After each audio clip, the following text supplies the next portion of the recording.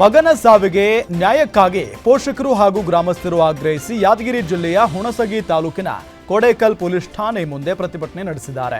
September 26ರಂದು ನೆಳಗುಂಡ ತಾಂಡಾದಲ್ಲಿ Basavaraj ಎಂಬಾತನನ್ನ ಕೊಲೆ ಮಾಡಲಾಗಿತ್ತು. ಈ ಹಿನ್ನೆಲೆ ಬಸವರಾಜ್ ಪತ್ನಿ ಹಾಗೂ ಇನ್ನೋರ್ವ ಸೇರಿ ಕೊಲೆ ಮಾಡಿರುವ ಬಗ್ಗೆ ಕೇಸ್ ದಾಖಲಾಗಿತ್ತು. ಆರೋಪಿಗಳು ಯಾರೇ ಇರಲಿ ತನಿಖೆ ಮಾಡಿ ಬಂಧನ ಮಾಡುವಂತೆ ಬಿಜೆಪಿ ಮುಖಂಡ ಬಬ್ಲು ಗೌಡ ಆಗ್ರಹಿಸಿದ್ದಾರೆ. ಪರಿಚಯಸ್ಥ ಯುವತಿಯ ಅಶ್ಲೀಲ ಫೋಟೋಗಳನ್ನು ವೈರಲ್ ಮಾಡ್ತಿದ್ದ ಆರೋಪಿ ವಿಜಯ್ ಕುಮಾರ್ ಎಂಬಾತನನ್ನ ಅರೆಸ್ಟ್ ಮಾಡಲಾಗಿದೆ.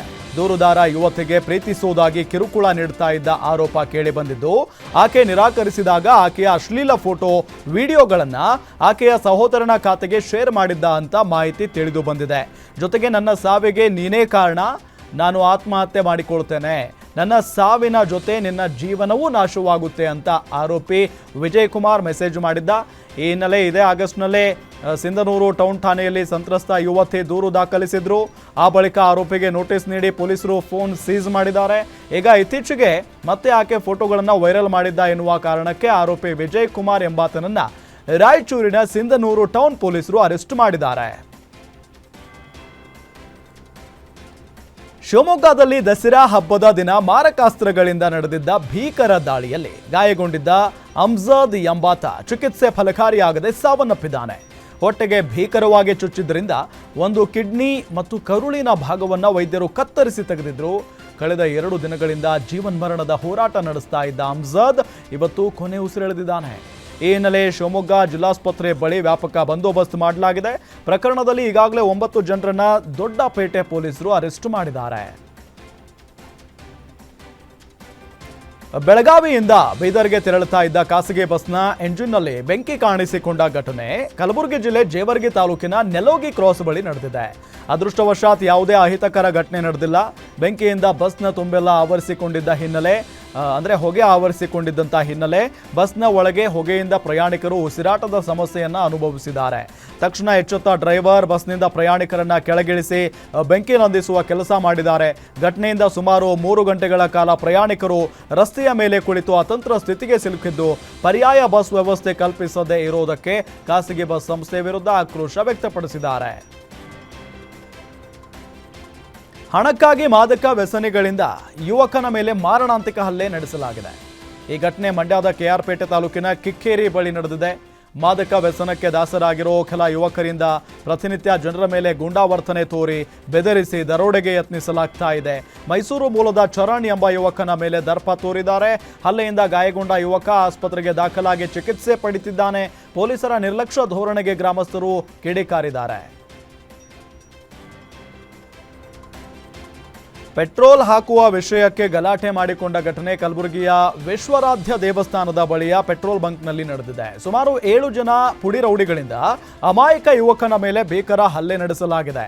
ಬಂಕ್ನಲ್ಲಿ ಕೆಲಸ ಮಾಡುವ ತ್ರಿಶೂಲ್ ಎಂಬ ಯುವಕನಿಗೆ ಮಾರಕಾಸ್ತ್ರಗಳಿಂದ ಹೆಗ್ಗಾಮುಗ್ಗಾ ಹಲ್ಲೆ ನಡೆಸಿದ್ದಾರೆ.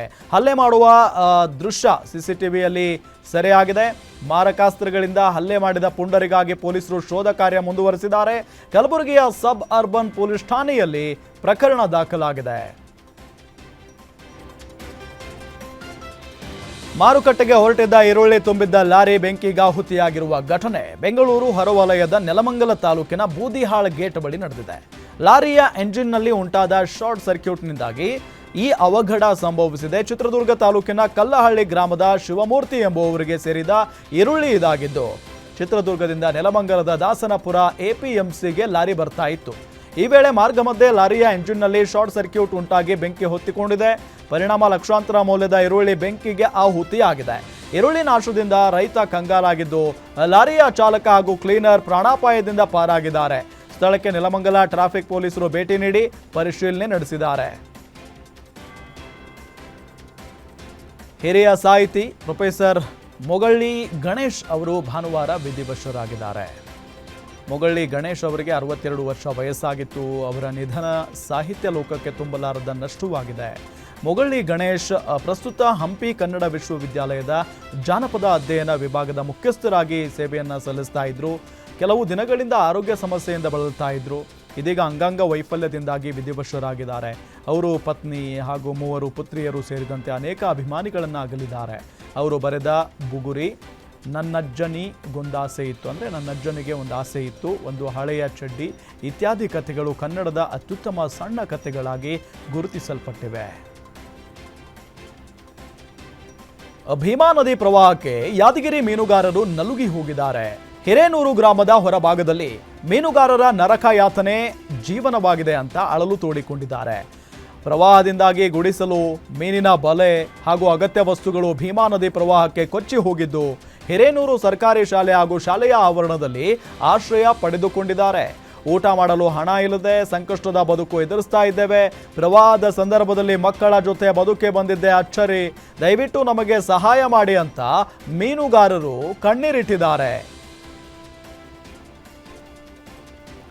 ಶಕ್ತಿ ಚಂಡಮಾರುತ ಎಫೆಕ್ಟ್ ಹಿನ್ನೆಲೆಯಲ್ಲಿ ಯಾದಗಿರಿಯಲ್ಲಿ ಭಾರೀ ಮಳೆ ಸುರಿತಾ ಇದ್ದು, ಹುಣಸಗಿ ತಾಲೂಕಿನ ಭಾಗದಲ್ಲಿ ಮಳೆ ಅಬ್ಬರದಿಂದ ರಸ್ತೆ ಜಲಾವೃತವಾಗಿದೆ. ರಾಜನಕೊಳ್ಳೂರು ಗ್ರಾಮದ ರಸ್ತೆ ಕೂಡ ಜಲಾವೃತವಾಗಿದ್ದು, ಶಕ್ತಿ ಚಂಡಮಾರುತದ ಎಫೆಕ್ಟ್ನಿಂದ ರೈತರು ಮತ್ತೆ ಕಂಗಾಲಾಗಿದ್ದಾರೆ.